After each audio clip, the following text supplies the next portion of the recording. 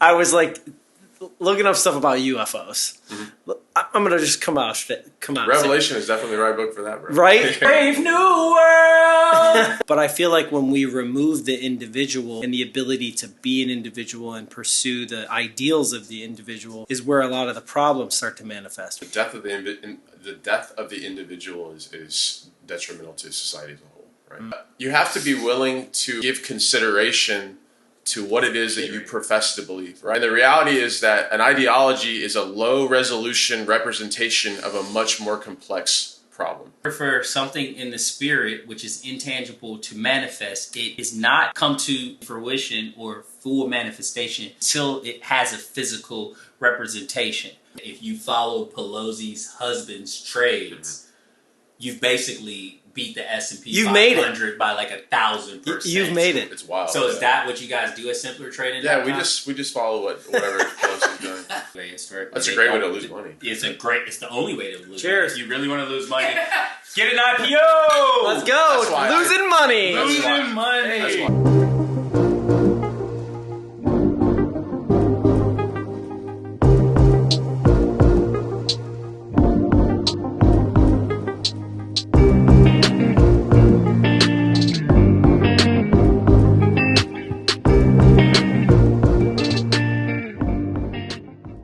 Welcome back to Side by Side. I'm Brandon.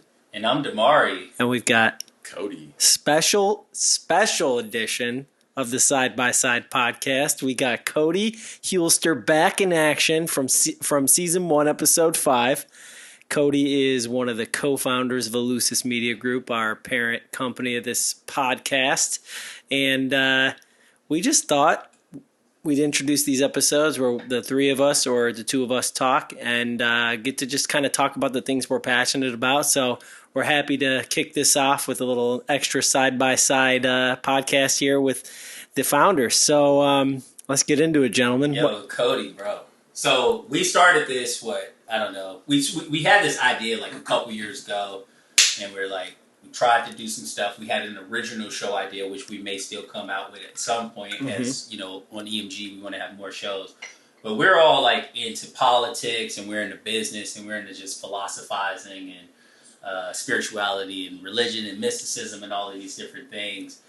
And Cody really has an opinion on just about everything. Yeah. So what's bothering you this week in politics, bro? I haven't really thought about it. Pelosi! No, I haven't. I've been trying to disconnect from the dialogue. I see a little bit of what's happening here and there because they discuss it in the trading rooms at simplertrading.com. I'm just kidding. It comes up into the dialogue because it does affect the economy and the stock market. But primarily, I've just been trying to cut back a little bit on taking that stuff in because it's just infuriating. So you mentioned Pelosi, and I know that there's like a Reddit account that if you follow Pelosi's husband's trades, you've basically beat the S&P 500 by like 1,000%. You've made it. It's wild. So is that what you guys do at Simpler Trading? Yeah, we just follow whatever Pelosi's doing. Her husband, Paul. They have the exclusive Pelosi stock ticker at the bottom. Yeah, no. It's all her husband's companies. That is interesting though, because he just bought stock in Nvidia, right? And then really, they know. Well, he just sold it actually, but he bought it a couple of months ago, knowing that the Senate was going to go and pass a bill to bring back the production of microchips to the United States. Mm. And so he just conveniently sold it, and probably, I don't know how much he made on it, but a ridiculous amount, I'm sure. Yeah, I mean, clearly, if he had to disclose it, yeah. But it's not illegal. If you have more than 5%. No, I mean, if you just have more than 5% of a company, you have to disclose it. If you and I do anything like that, it's considered insider trading, right?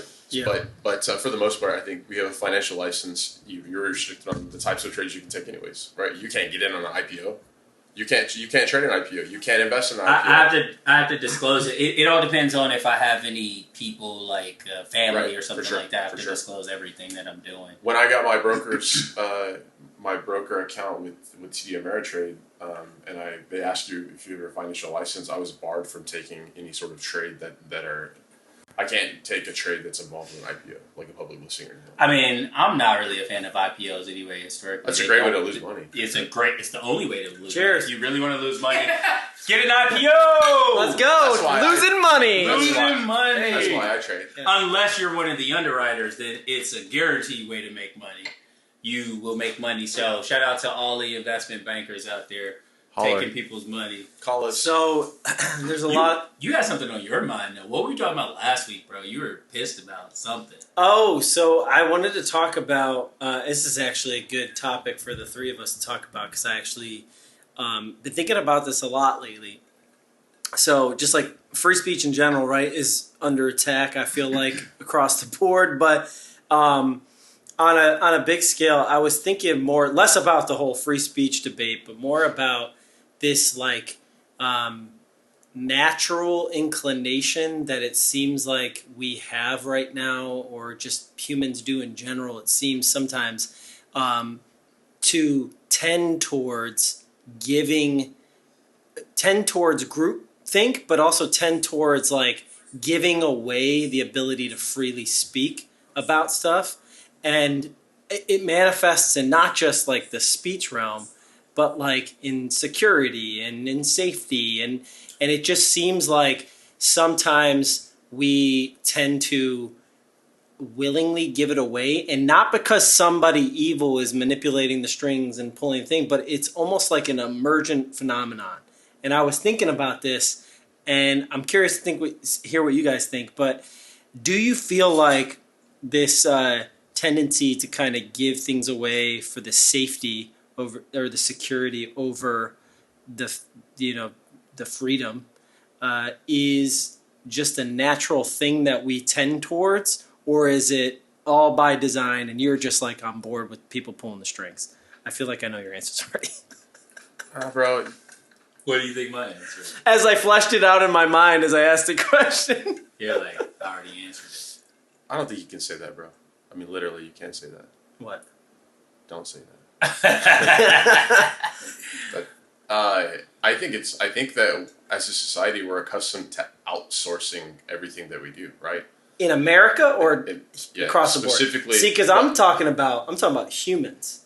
Yeah, not just Americans. I think that there's definitely an underlying tone of that happening throughout the course of society, but it seems to me that happens as a mechanism of control when you have a centralized locus of power like a central government, or however that structure is. I think that is a common occurrence with those types of institutions, because it's a form of control over people. And that's as far as I've developed that, I think. So, but I feel like even just like removing the modern government ideas away from it, the isms, the whatever, even like if you think back to like tribal days, right? There's always this like sacrificing of the individual person for the greater good. And I feel like in a lot of situations, that is a noble thing, right? Like that's a moral thing.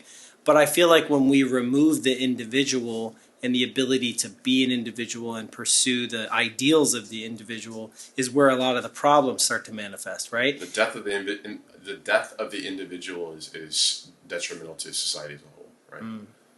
It truly is, because when people lose their identity, they lose their ability to speak, to have a voice, to have an opinion, because they've subjugated it or they've given it to somebody else, right? But I think, in terms back to the modern day application of that, I do think that people, the government and the media, they're so presumptuous to say like we're speaking on behalf, like it's like there's the groups, right? All of these groups, the ABC groups, it's like they've appointed themselves to speak on behalf of an entire group who never asked them to do so, right? Mm-hmm. The LGBTQA plus, I don't know how long it's getting longer and longer, right? Yeah. But those people do not represent the voice of that entire community, but that's something that they've willingly taken on, and I don't know that they weren't appointed, right? Mm-hmm. They just said, "Hey, we're gonna speak up." And I get, is that necessary? Well, they were sometimes? appointed; they weren't elected. Right, there you go. Yeah.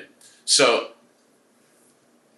it seems like sometimes that comes out of a need, right? There's obviously a genuine need for people to have a voice, and then there's underrepresented communities and they need a voice, so people appoint themselves. Right. But in the grand scheme of things, I don't know. Yeah, I don't know, man. I feel like you mentioned something like the greater good. Mm-hmm. What is the greater good? Who decides what? Who's greater good? Better question. Who's deciding what the greater good is? And to your point, I do believe, like, as humans, I mean, we know, we've been studying the brain for some time, and then ancient civilizations have been studying the brain for a long time, and I think they're probably more advanced on understanding the mind above the brain. Maybe we know a lot about the brain, but not about the mind. And I feel like if we're looking at humans, we can be programmed. We are programs. Mm-hmm. We're basically like computers that can be programmed. We can be conditioned. And there are powers that be that understand how to manipulate this and get things going. Because even when you think about any topic that we're talking about, everybody's talking about the Roe v. Wade thing right now or something like that, or whatever new hot topic it is. They talk about it. Again, that's programming. It's literally called a TV program. Mm-hmm. The news is a program.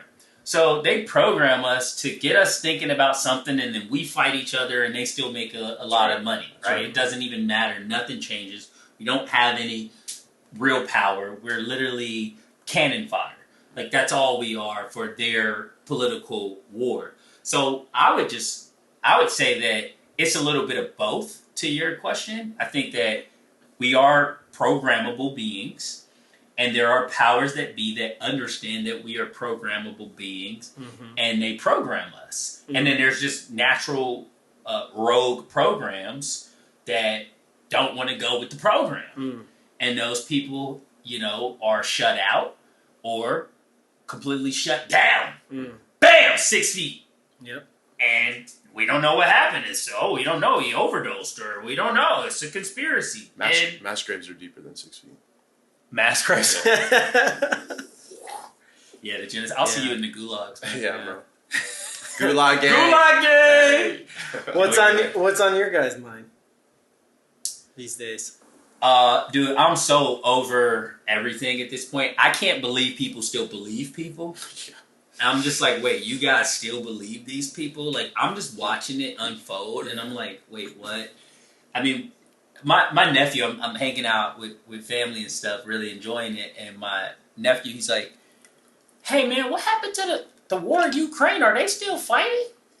I thought that was a brilliant question. He's 14. Brilliant question. I said, I don't know. Were they ever? What's going on, guys? Does anybody know what's going on? Because all I can see is the Great Reset is in full effect, and by 2030, the world will look nothing like it is today. I saw something today, a little clip. I didn't really delve into it, so I don't know like its ins and outs. But it was like about the this whole like transgender thing. I got nothing against transgender people. Like, I've seen some hot trannies. I mean, let's just be real, bro. I think that they would consider tranny a pejorative term. A pejorative term. I'm sorry. I mean, they exist. Not all of them. Yeah. So I got nothing against anybody that, whatever, you feel how you feel on the inside, whatever. I respect that, and I understand it now, which I didn't understand at first, right? And we have those, that community is in a part of all of our lives. We have duality. Family members who are, okay. LGBTQI+. But there's duality in all of us, from feminine and masculine energy. And so if you are in a body where you're a male, but you feel more feminine than masculine, I feel like, okay, I can actually understand that and empathize with it, because creativity comes from the feminine side of energy. And we're creatives. You're creative. So we're pulling from feminine energy, but then we, go into the masculine roles that society has programmed us to feel that we're supposed to be a part of. So totally understand that.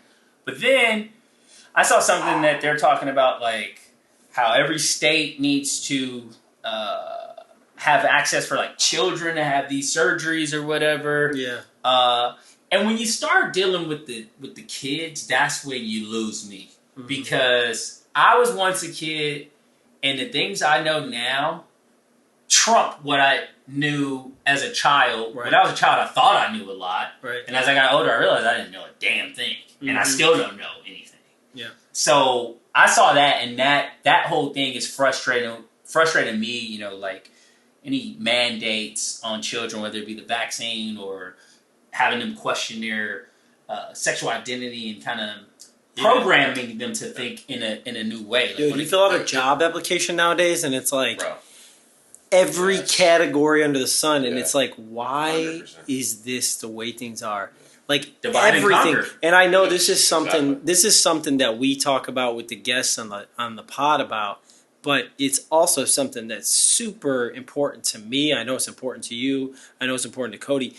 But this idea of like all of the ancient wisdom and spiritual leaders of like the great people that we look up to, even if it's like a civil rights leader or somebody who spoke out against their times and like, changed the course of history, there's a similar theme and thread that runs through all of these messages. And it's like shed identity, shed categories. Like that is the thing that divides us and takes us off the godly path or the spiritual path or whatever. And it's just so mind-boggling to me that we've arrived at this point in history where like we are constantly steering into that, and it is kind of like a self-fulfilling prophecy of these like of the prophecies of like of old, of ancient times. I think it's an important question to ask: who's driving that narrative, though? Right? Who is it? The majority of these communities who feel like children should be, undergoing these operations, or that they're capable or mentally equipped to make these decisions? I don't think so. I think it's the loudest voices, the ones who control the media. And from my experience, when we listen to the media, it's never to our benefit because they lie. It's a proven fact, and it's not even contestable, right? You can't say, "Oh yeah, we can absolutely trust the media as the authority on this issue." They're not the authority.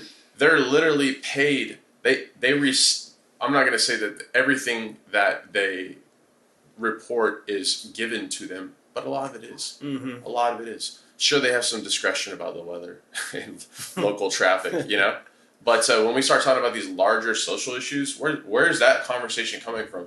Who's funding that conversation? Pfizer. Right? Well, Pfizer, Soros, it's like, okay, you can pick any boogeyman, but the fact is that they take these. You've seen these cutouts of the media where they all have a talking point, and it'll start with one person, and it'll zoom out to, and it's like every region of the country. Yeah, what an amazing coincidence. Programming, exactly. Right. So that those points are being disseminated from a central point. There's more than one head to the snake as well. So, I really think you think that. Oh, for sure. Okay, yeah. So this is interesting to me because there's multiple groups fighting for power in this country. Okay, globally, it's global. Certainly. It's been global. Sure. I mean, because I always trace everything back to. I mean, really, origin 1776 for sure, but in American history, 1913 is when I say that those people got their first big win. The Federal Reserve Act was passed. The creature from Jekyll Island. Look it up. Creature from Jekyll Island, dude. Shout out to, what's his name? G. Edwards, whatever. He has a new blog or whatever. I forget. I follow it. But check it out. Yeah. They get busy. But 1913, that was like the first big victory. And it's always been like a war of attrition. And I think people just don't understand that this is a war. They lose a couple battles and they get back in there. They get back in the game and they win. And they have been winning a lot. They give battle. They lose some battles to give the illusion. Yeah, exactly. Yeah. So, okay. So I want to kind of mastermind. I want to kind of crystallize this for the listeners, right? Because I know that we know what we're talking about, but we're speaking in abstractions a little bit, so I want to we want to make sure that Chase, our intern, can understand. Yeah, exactly. So you're being controlled. Shout out to the interns, by the way. Yeah. So anyway, so back to what we were talking about. So I want to crystallize this a little bit. So All right, so you're talking about 1913. We're talking about 1776, right? These are all recent developments in the thing. But for me, it's like this has been going on since man has been alive. Yeah, there's always been a vying for power between the evil and the good, and honestly, it's like that's what all these spiritual teachings are about. Can I interject for a second? When you say between evil and good, can you just like unpack that a little bit? Yeah, so I would say so maybe evil and good's a bad way to say it. I don't think so. I don't think so either. I just wanted you to crystallize it. A polarity of sorts, right? So that everything has there's two poles, right? There's going to be your positive, your negative. If you want to call it good and evil, you want to call it male, feminine, whatever, right? That's what we're talking about when we say, the two sides of everything, right? So if we're thinking of, if we define it as there's two poles or there's two sides to everything, and good and evil is a primary theme throughout humanity, I would say. We're really talking about this has been going on since forever. And if you look at history books, or if you look at just any story from history or story from cultures or whatever, this stuff is always being discussed, right? And it hasn't just started when America started, right? Like this stuff has been going on forever. So what do you think in the current time that we're living in? I know there's a lot of like theories out there for this stuff, like the fourth turning or whatever. But if you're thinking about right now, right? Like when do you think the turning point was where the bad, in my opinion, the evil or the opposite side of the spectrum that is tending towards the light, when do you think that they started to get their wins? Like was there an event that kicked off that caused that? Cody, I'll kick it to you first. I would say that if we're talking about modern history, I would really think about like when Marxism really got its foothold in Eastern Europe, because that seemed. Why? What would you say? Is there a specific attribute of that ideology? Do you think that there's? Yeah, I mean it's identity politics in its purest form. If we look at what happened in the USSR, I mean, they literally came in the USSR after the Second World War, and they used identity politics as a mechanism to control the wealth of the means of production, to kill and murder anybody who spoke out, because they say, okay, well, look at these, the Ukraine is a great example. What happened in the Ukraine specifically, they call the Ukraine the breadbasket of Europe. Right? Why? Of the world. So let's just, for the listeners, from what you understand, why do they call it that? The breadbasket? Yeah. Because it's some of the most fertile soil in the world. Okay. Right? So they produce a tremendous amount of the world's wheat, right? Mm-hmm. So, and as a consequence of what's happening right now, Africa is just done for, right? Because there's so many countries in Africa. This is a total side note, but there's so many countries in Africa who get their wheat from Ukraine. It's crazy. Mm-hmm. So, but back to the point. So there were farmers, right, who produced the food for the USSR, and essentially what the government did, they wanted to control the means of production. They wanted to control the land, and so what they did, they said, look at these farmers, the ones who are rich, and they weren't rich by any standards. They had a house. They might have had some people who worked for them. The government came in and they said, look at these farmers, these rich, because a lot of these farmers were from a specific ethnicity, and they said, look at these rich people who have gotten all of this wealth at your expense. They stole it from you, off of your back. And what happened? The people who listened to that message went and they murdered those people. They murdered those farmers, and as a consequence, millions of people starved to death in the USSR. So I think that's a great example of what happens when you start using identity politics to divide people up and to foment your political will, because all it was is they had a political agenda that they wanted to accomplish, and they used identity politics to do that. Yeah. So. And I mean, I think it just goes back to the whole divide and conquer.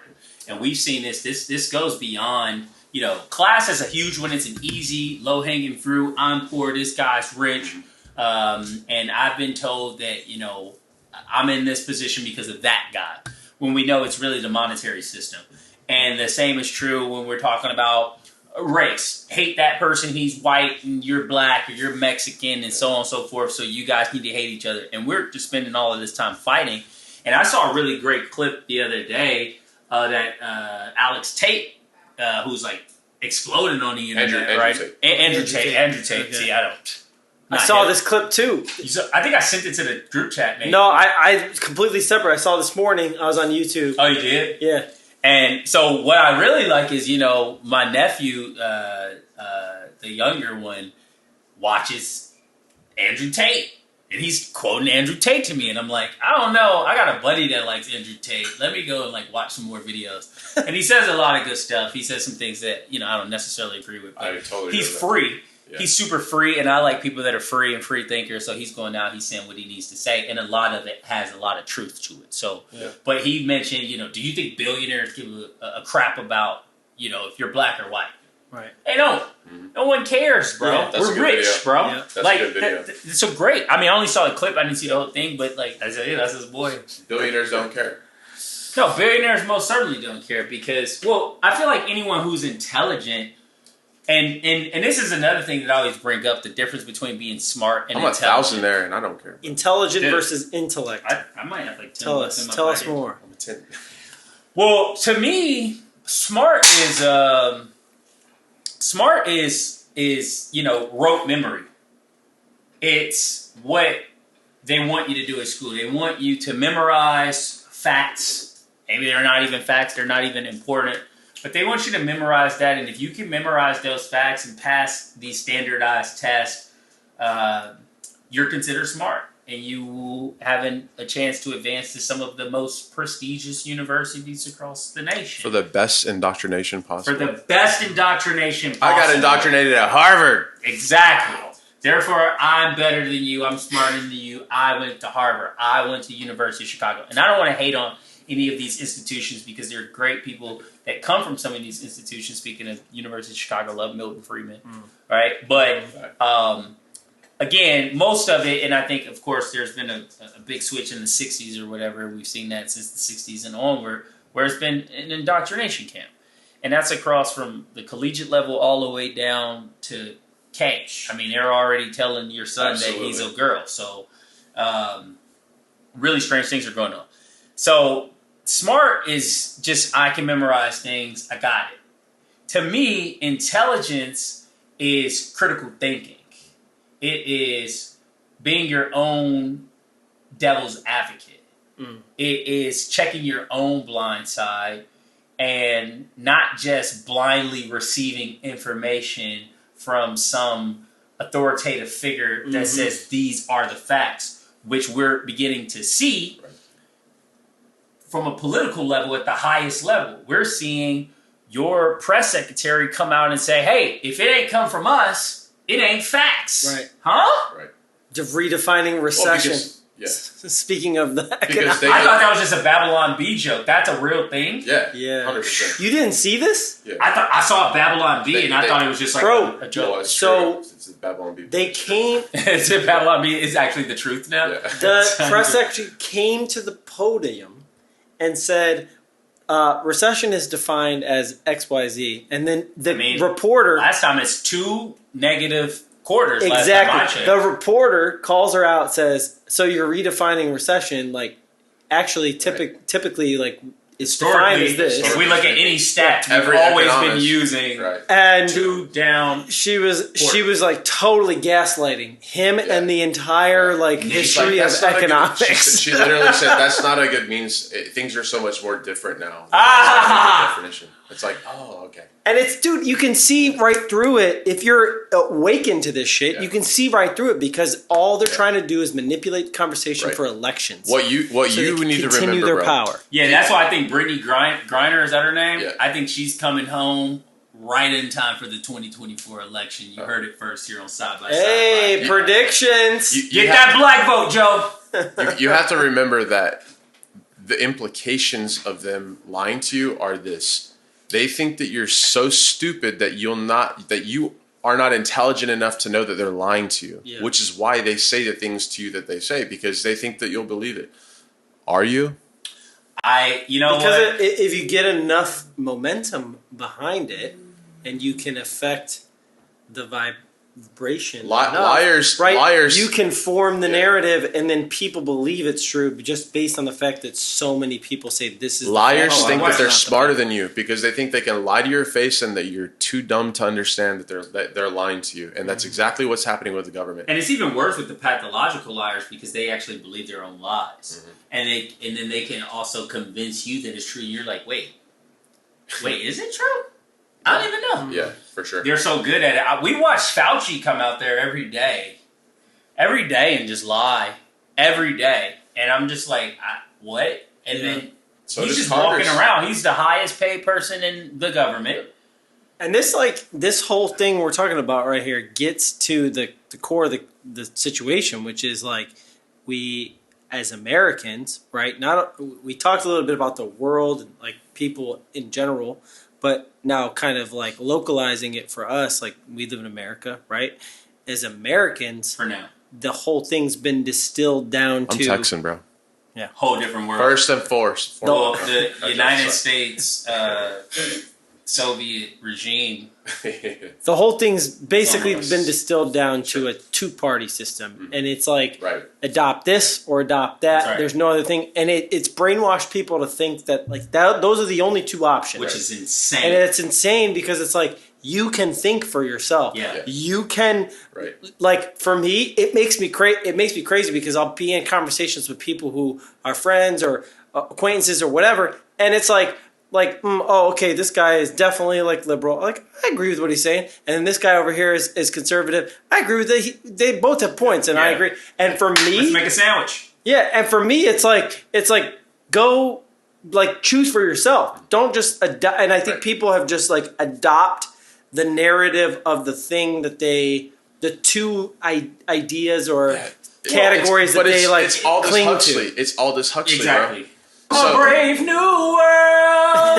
So it's Aldous Huxley, but there's two things that I want to touch on there, right? So the first thing, bro, that was good. You have to give it up. Yeah, absolutely. You have to be willing to give consideration to what it is that you profess to believe, right? And the reality is that an ideology is a low resolution representation of a much more complex problem, right? Yes. So when you say, well, I'm a Democrat or I'm a Republican, that is an ideology. It's the definition of an ideology. When you say, well, this is what I believe, you don't know what you believe. Right. You're told what to believe. That's right. And that is like a 2-bit, 16-bit resolution image of a 4K problem, right? It does not, you cannot, and what happens with an ideology is people take that ideology and they say, well, here's the benefit of having an ideology. You could say, well, I know what I believe and I'm right and you're wrong, and they could use it as a club and bash you over the head with it. It's a closed system. Right. There's no challenge to That's right. So what you have to be willing to do is to give real consideration to the discussion at hand and say, do I actually believe that this is true based on what I have observed in life in general, and stop listening to the talking heads. Mm-hmm. Give real consideration. There's actually a scripture about it in the Bible. It talks about how the Bereans received the truth from Paul, and they eagerly dug into it, and they gave it careful consideration, right? So there's historical precedents for us to take information, to dig into it, and to determine for ourselves whether it's true. And I don't think people do that now. I think they outsource that to somebody else. Well, let's steer into that a little bit, because I want to get into that, because I know both of you guys are passionate about Bible study stuff. Jesus Christ, we love you, God. And so you know, I'm not exclusively Catholic, Christian, whatever, right? I'm not Christian or Catholic. Yeah, I'm not. I don't subscribe to a specific religion, but I would say for me, I'm a spiritual person. I'm on the path, right? And like, if you want to look up what that means, do the research. You'll figure it out. And I'm not gonna like baby talk our listeners to figure that out, right? Sure. So, but if you understand what that means, right? Like, then you understand what it means. But when it comes to the Bible specifically, right? Like, for me, when I read the Bible and I look at some of these stories and stuff, people want to like get into this debate about it being like literal and like there's translations in there that like you have to agree with what it says here, and I don't. Correct me if I'm wrong. Your side, your opinion, whatever. But my opinion, when I read it, I was reading it last night.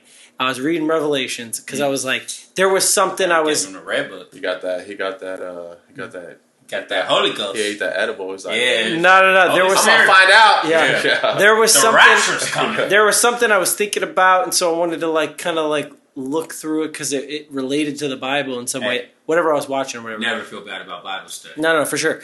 So and I was looking at it and I was reading it and I'm just like, oh, okay. And I was like, I think I was like, weirdly enough, I was like looking up stuff about UFOs. Mm-hmm. I'm gonna just come out. Revelation is definitely the right book for that, bro. Right? And so I was looking at it and I was like, this makes a lot of sense because like. But you have the master key now.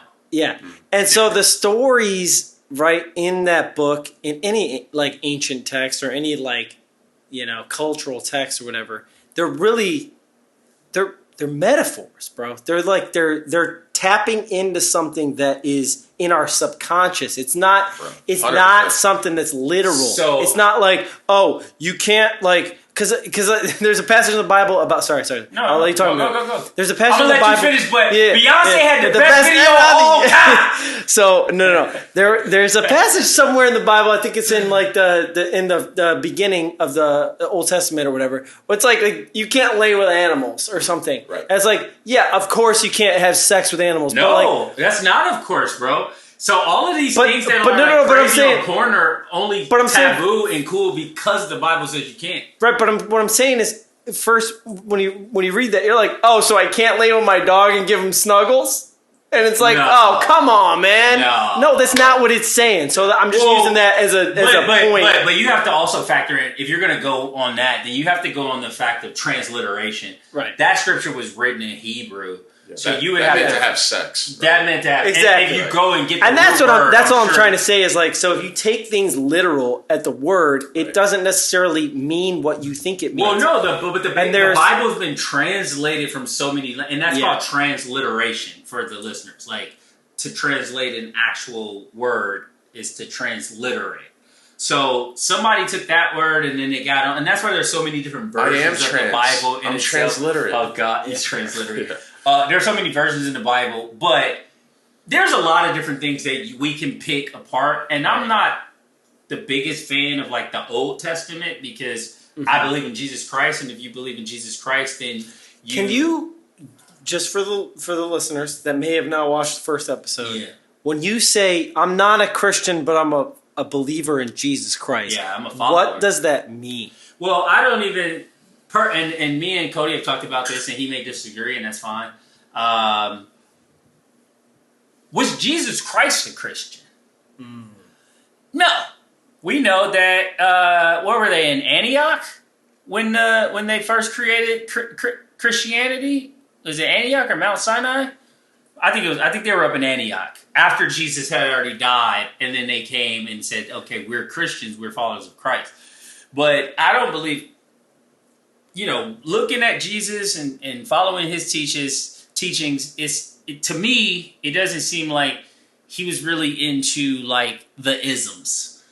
It seems like he was more so just into being a vessel that can be used by the Holy Spirit. And that's why I truly believe Jesus Christ is God in the flesh, because if we're talking about something even from a quantum physics perspective, everything first starts in the invisible. It starts as an intangible thing, as an idea. Anything around us, this microphone, your clothes, this house, it started first in someone's mind, and then they had to make it into a physical, whether that was just like first a sketch, a drawing, and then that keeps going on until it's a physical thing. So when I look at the New Testament, I personally believe that the revelation is real because it will be the physical manifestation of those things. And we may just look at it as just an unidentified flying object, but I believe that those things will happen and they will be things that you've never actually seen. I'm talking like, you know, reading like the book of Enoch or something like that. Like the way they're describing, the way Enoch describes going into heaven, like he's trembling with fear. He's so afraid, and everything is just like straight, just fire. Like it's just so bright. He's hot. It's fire as he's getting closer to God, and he's trembling. And there's entities there that he can't perceive, and he's hot. And he just hears a voice that's like, "Don't fear. It's me, your Lord. I want you here with me."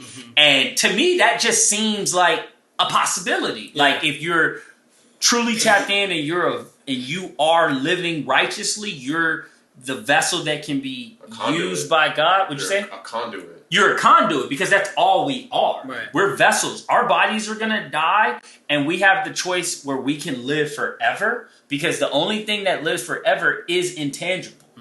I'm sorry, go ahead. I think you got to delineate between Churchianity and Christianity. Yeah, I love this. Right? You always say this. So, because You say Christendom in... Christendom, Christianity, Churchianity, it's not a title that you wear. It's something that you do. You either are doing it or you are not doing it, right? So if you're following in the footsteps of Christ, which is the definition of being a Christian, you are either doing that or you are not doing that. And the metric to determine that is the Bible, right? Right. Like going back to something that the original question is like, does the Bible teach things that are both literal and metaphorical? And the Bible is true. That's true.